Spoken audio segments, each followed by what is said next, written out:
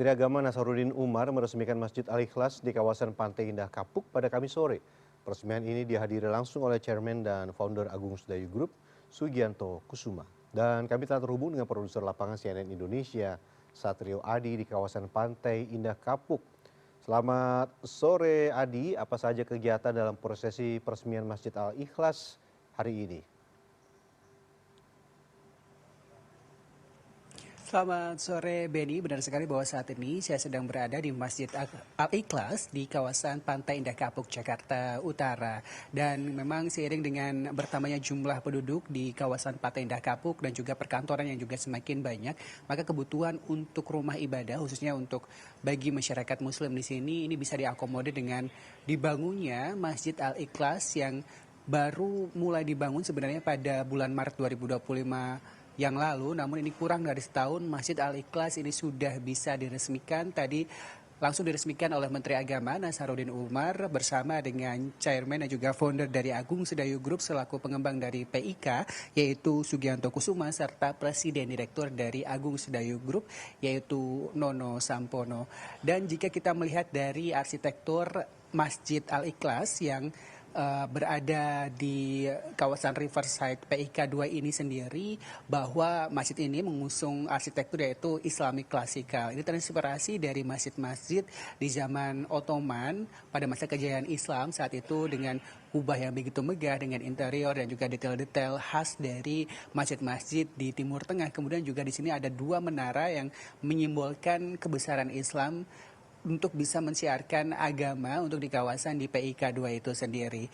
Dan Benny, untuk masjid ini sendiri berdiri di lahan seluas 2.435 meter persegi dan untuk luas bangunannya sendiri ini ada 1.248 meter persegi dan Masjid Al-Ikhlas ini bisa menampung kurang lebih 600 jemaah untuk di area indoor atau area dalamnya.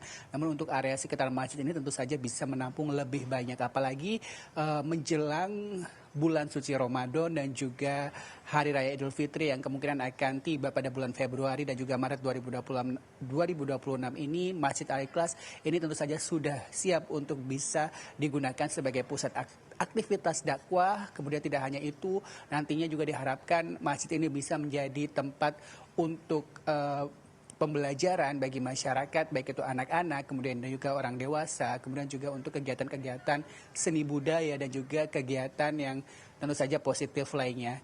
Benny, tadi pada sambutannya Menteri Agama Nasaruddin Umar juga menyatakan bahwa Masjid Al-Ikhlas ini sebagai simbol dari toleransi beragama di kawasan PIK 2 karena di kawasan PIK ini tidak hanya masjid namun juga rencananya akan dibangun beberapa rumah ibadah yang saat ini juga sudah ada beberapa rumah ibadah seperti misalnya gereja, kelenteng dan juga wihara, dan tentu saja masyarakat diharapkan bisa berkegiatan lintas agama di masjid ini tidak hanya untuk umat muslim saja yang bisa beraktivitas namun juga umat beragama lain ini juga dipersilakan untuk melakukan aktivitas positif tentu saja.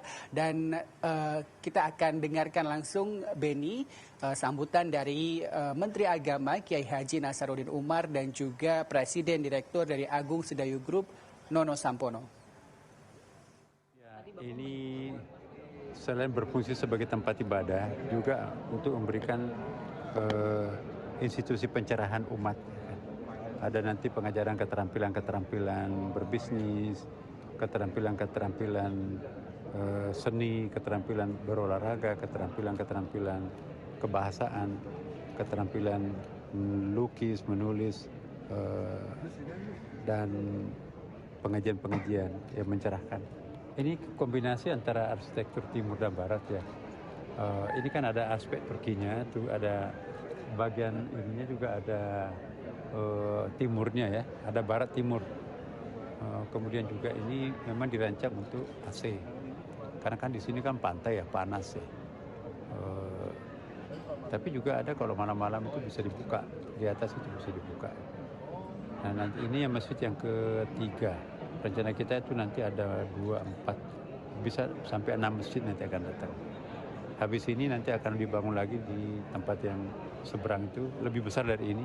Dan itu nanti juga akan ada manasik haji, ada miniatur Ka'bah, bagaimana caranya bertawaf, bagaimana caranya sa'i, melempar, itu semuanya ada fasilitasnya di sini. Diharapkan dengan hadirnya masjid ini sebagai oase ketenangan di tengah dinamika kawasan urban PIK 1 dan 2 yang terus berkembang. Sebuah tempat di mana siapapun dapat datang tanpa sekat, merasakan kedamaian, memperkuat iman dan menumbuhkan harapan.